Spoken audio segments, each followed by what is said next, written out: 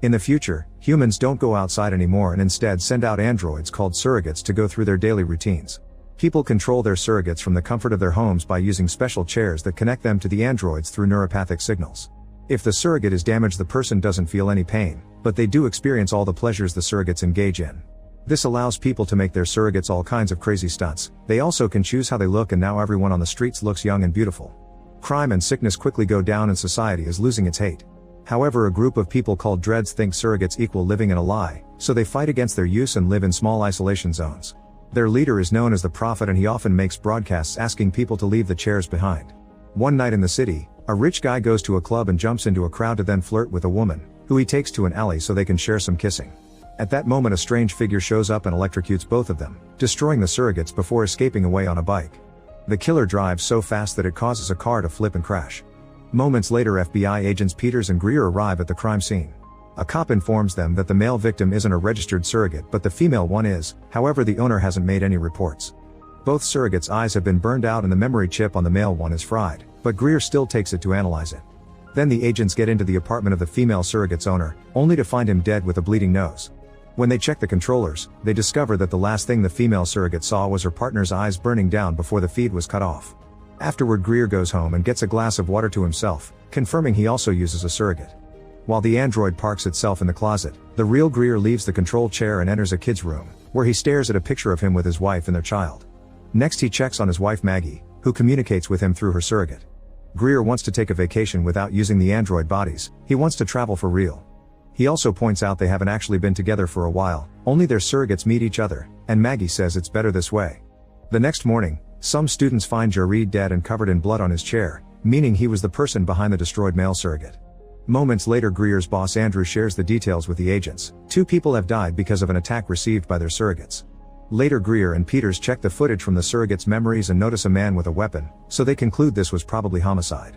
Then they get a call informing them that Jared was the son of Lionel, the father of surrogacy.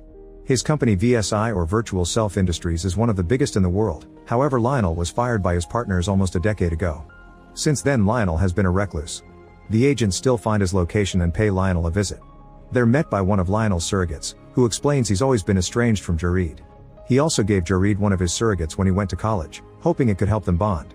Peters asks a bunch of questions that make Lionel angry, so Greer tries to calm him down by showing sympathy because he also lost a son. When Greer asks if anyone would want to harm Lionel or Jared, Lionel realizes the killer had been trying to get him and hadn't known the surrogate was under Jared's control. Suddenly, the surrogate goes off and Lionel appears sitting on his chair as he has a breakdown because he caused his son's death. Afterward, Greer and Peters go to VSI to ask the representatives about people dying from their surrogates getting destroyed. The representatives get offended and swear the surrogates have fail-safes to avoid such problems. Next, the agents show the fried chip to an engineer, who inspects it and explains the only thing that could cause that is getting all the circuits fried at once. He also shows them that recently they received a truck of surrogates from the military with their optics and identity chips missing.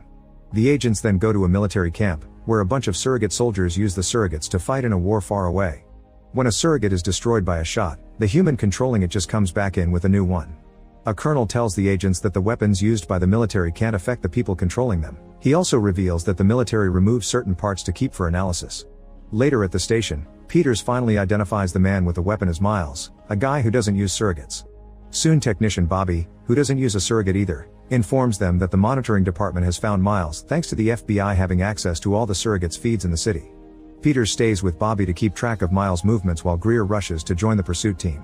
Suddenly, an alarm goes off and Bobby sees a man harming a woman in a hotel, so he immediately gets a disconnection warrant to shut those surrogates down. Peters is shocked to learn this can be done and questions the morality and legality behind it, worried about the software potentially falling into the wrong hands. Meanwhile, Miles rides his bike through the city as the cops chase after him on cars and Greer follows them on a helicopter. The bike allows Mike to pull off some crazy moves and go through narrow spaces to gain an advantage, but eventually he is cornered and crashes into an alley, allowing the police to immediately surround him. Miles suddenly pulls out a weapon and shoots at the officers, hitting them with a wave of electricity that makes the surrogates convulse as their eyes pop out. Then he shoots at the helicopter, so Greer quickly disconnects while the pilot is hit by the electricity, causing the helicopter to start spinning down. Miles quickly makes his way to a dread settlement, only for the helicopter to crash on it. At that moment, Greer gets back into his surrogate and crashes into the dread zone as well. Thankfully, he comes out with just a broken arm and immediately goes after Miles, but when the dreads see there's a surrogate in their area, they get angry and start chasing Greer too. As they all run through different sectors of the slums, Miles keeps trying to use his weapon again, but it isn't working. To gain the upper hand, Greer jumps and climbs over various structures, getting hit by a truck in the process. Since he can't feel pain, he just keeps going until he finally manages to corner Miles and ask for the weapon. Miles gives him his bag, but before Greer can open it, he suddenly gets shot. While Miles takes the bag back, a woman continues to shoot Greer and calls him an abomination, causing him to disconnect from his surrogate. At home, Greer is bleeding and tries to leave his room, only to pass out in the corridor. Luckily, Maggie finds him and calls an ambulance. Sometime later, Miles wakes up and discovers the Prophet and his men in his house looking for the weapon. The Prophet wants to know where the weapon comes from, so Miles confesses he has no idea. An anonymous person contacts him through disposable phones and pays him to use the weapon, but that's all he knows. Soon news outlets announce that the Prophet sees the fallen helicopter as a personal attack on the Dreads and declares a revolution against the Surrogate Society. At the hospital, Greer also wakes up and learns from Andrew that he's been suspended. Furious, Greer breaks out of the hospital and meets with Peters, but as they walk he starts getting dizzy. It seems it's a side effect of using a surrogate for so long. Peters tries to get him a new surrogate, but those random models don't feel right. Greer decides to go to the Dread colony and is allowed in, thanks to his real body. As he looks around, he's disturbed to see his surrogate crucified. He also learns that Miles died, so he attends the funeral. The Prophet offers a speech and reminds everyone that death is a sign of true humanity, which androids don't have. After the funeral, Greer tries to approach the Prophet, only for his thugs to beat him up while the Prophet reminds him that feeling pain is the actual human experience. When Greer asks about the weapon, the Prophet laughs and answers with sarcasm, causing Greer to leave. Then the Prophet enters his trailer and reveals he's got the weapon hidden under his floor. In the meantime, Greer is picked up by another of Lionel's surrogates, who explains he's using a new model because his life is in danger. Greer tells him that Jareed's murderer was killed by the Prophet and shares his own story. His son died in a car accident, and there's nothing worse in the world than a parent outliving their child. Lionel points out that if they find where the weapon comes from, they'll discover who is trying to kill him. It couldn't have come from the Dreads because they lack the resources.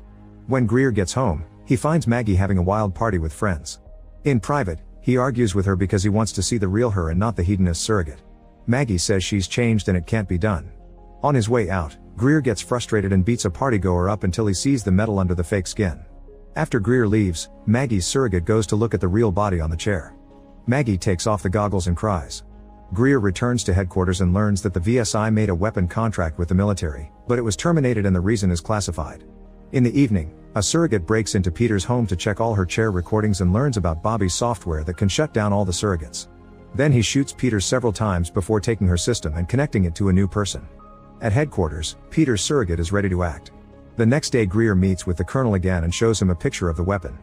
The colonel admits that's the weapon the military commissioned, but all prototypes were supposedly destroyed after they discovered they were killing the people behind the surrogates too. When Greer informs him that the Dreads have the weapon, the colonel announces the military will be in charge of getting it back. At the Dread zone, the Prophet gives the weapon to his men and orders them to give it to Peters.